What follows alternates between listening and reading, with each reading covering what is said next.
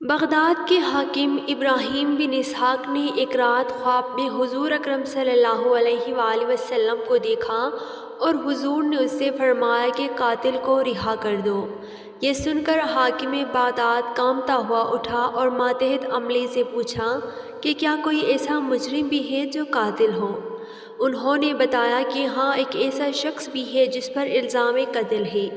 حاکم بغداد نے کہا کہ اسے میرے سامنے لاؤ، چنانچہ اسے لایا گیا تو حاکم بغداد نے پوچھا کہ سچ سچ بتاؤ، واقعہ کیا ہے؟ بسم اللہ الرحمن الرحیم۔ بغداد کے حاکم ابراہیم بن اسحاق نے ایک رات خواب میں حضور اکرم صلی اللہ علیہ وآلہ وسلم کو دیکھا اور حضور نے اس سے فرمایا کہ قاتل کو رہا کر دو۔ یہ سن کر حاکم بغداد کانپتا ہوا اٹھا اور ماتحت عملے سے پوچھا کہ کیا کوئی ایسا مجرم بھی ہے جو قاتل ہو؟ انہوں نے بتایا کہ ہاں، ایک ایسا شخص بھی ہے جس پر الزام قتل ہے۔ حاکم بغداد نے کہا کہ اسے میرے سامنے لاؤ، چنانچہ اسے لایا گیا تو حاکم بغداد نے پوچھا کہ سچ سچ بتاؤ، واقعہ کیا ہے؟ اس نے کہا سچ کہوں گا، جھوٹ ہرگز نہ بولوں گا۔ بات یہ ہوئی کہ ہم چند آدمی مل کر عیاشی و بدمعاشی کیا کرتے تھے۔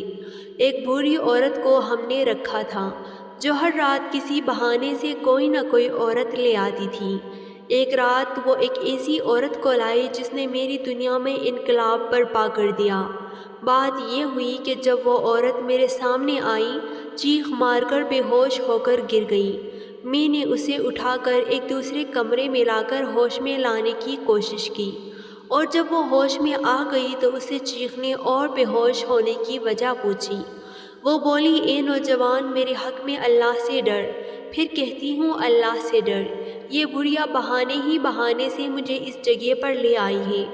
دیکھ، میں ایک شریف عورت ہوں اور سیدہ ہوں۔ میرے نانا رسول اللہ صلی اللہ علیہ وآلہ وسلم اور میری ماں حضرت فاطمہ الزہرا ہیں۔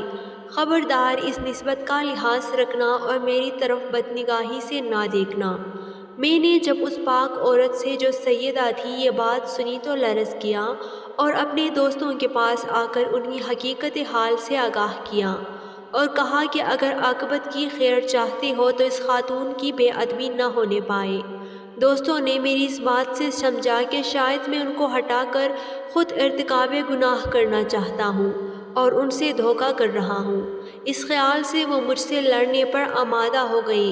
میں نے کہا میں تم لوگوں کو کسی صورت بھی اس گناہ کی اجازت نہ دوں گا، لڑوں گا، مر جاؤں گا، مگر اس سیدہ کی طرح بدنگاہی منظور نہ کروں گا۔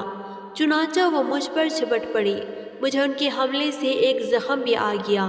اسی اثنا میں ایک شخص جو اس سیدہ کے کمرے کی طرف جانا چاہتا تھا، میرے روکنے پر مجھ پر حملہ آور ہوا تو میں نے اس پر چھری سے حملہ کر دیا اور اسے مار ڈالا۔ میں سیدہ کو اپنی حفاظت میں لے کر باہر نکلا تو شور مچ گیا۔ چھری میرے ہاتھ میں تھی، میں پکڑا گیا اور آج یہ بیان دے رہا ہوں۔ حاکم بغداد نے کہا کہ جاؤ، تمہیں رسول اللہ صلی اللہ علیہ وآلہ وسلم کے حکم سے رہا کیا جاتا ہے۔ حضور اکرم صلی اللہ علیہ وآلہ وسلم اپنی امت کے ہر نیک بد آدمی اور ہر نیک بد عمل کو جانتے ہیں اور دیکھتے ہیں، اور یہ بھی معلوم ہوا کہ حضور کی نسبت کے لحاظ ادب سے آدمی کا انجام اچھا ہو جاتا ہے، لہٰذا ہر اس چیز کا دل میں ادب و احترام رکھنا چاہیے۔ ترکی کے خلیفہ سلطان مراد کی عادت تھی کہ وہ بھیس بدل کر عوام کی خبر گیری کرتا تھا۔ اس نے ایک رات اپنے سیکیورٹی انچارج کو کہا کہ چلو کچھ وقت لوگوں میں گزارتے ہیں۔ شہر کے ایک کنارے پر پہنچے تو دیکھا ایک آدمی گرا پڑا ہے۔ بادشاہ نے اسے ہلا کر دیکھا تو مردہ انسان تھا۔ لوگ اس کے پاس سے گزر کر جا رہے تھے۔ بادشاہ نے لوگوں کو آواز دی، ادھر آؤ بھائیوں۔ لوگ جمع ہو گئے اور وہ بادشاہ کو پہچان نہ سکے۔ پوچھا کیا بات ہے؟ بادشاہ نے کہا کہ آدمی مرا پڑا ہے، اس کو کسی نے کیوں نہیں اٹھایا؟ کون ہے یہ اور اس کی گھر والے کہاں ہیں؟ لوگوں نے کہا یہ بہت برا اور گنہگار انسان ہے۔ تو سلطان مراد نے کہا کیا یہ امت محمدیہ میں سے نہیں ہے؟ چلو اس کو اٹھائیں اور اس کے گھر لے چلیں۔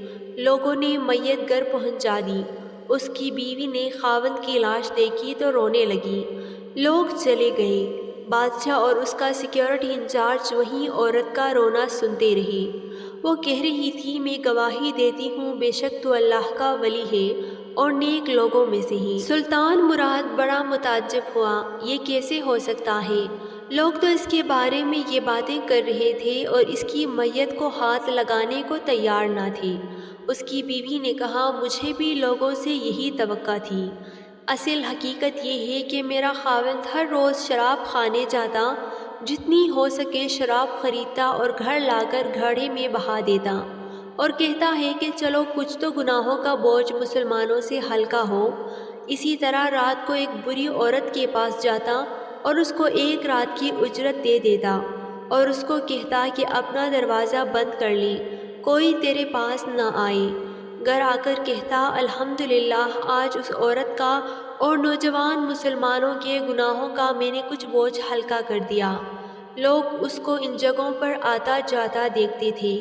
میں اسے کہتی تھی کہ یاد رکھو جس دن تو مر گیا لوگوں نے تجھے غسل دینا ہے، نہ تیری نماز پڑھنی ہے اور نہ تجھے دفنانا ہے۔ وہ مسکرا دیتا اور مجھ سے کہتا کہ گھبراؤ مت، تو دیکھے گی کہ میرا جنازہ وقت کے بادشاہ، علماء اور اولیاء پڑھیں گے۔ یہ سن کر بادشاہ رو پڑا اور کہنے لگا میں سلطان مراد ہوں، کل ہم اس کو غسل دیں گے، ہم اس کی نماز جنازہ بھی پڑھائیں گے اور اس کی تدفین بھی ہم کروائیں گے۔ چنانچہ اس کا جنازہ بادشاہ، علماء، اولیاء اور کثیر عوام نے پڑھا۔ آج ہم بظاہر کچھ دیکھ کر یا محض دوسروں سے سن کر اہم فیصلے کر بیٹھتے ہیں، اگر ہم دوسروں کے دلوں کا بھی جان جائیں تو ہماری زبانیں گونگی ہو جائیں۔ اللہ پاک ہمیں دین کی مکمل سمجھ نصیب فرمائے اور ہمیں نیکوکاروں میں شامل کرے، آمین۔ ناظرین کمنٹ باکس میں اللہ تعالیٰ کے 99 ناموں میں سے ایک نام ضرور ٹائپ کریں۔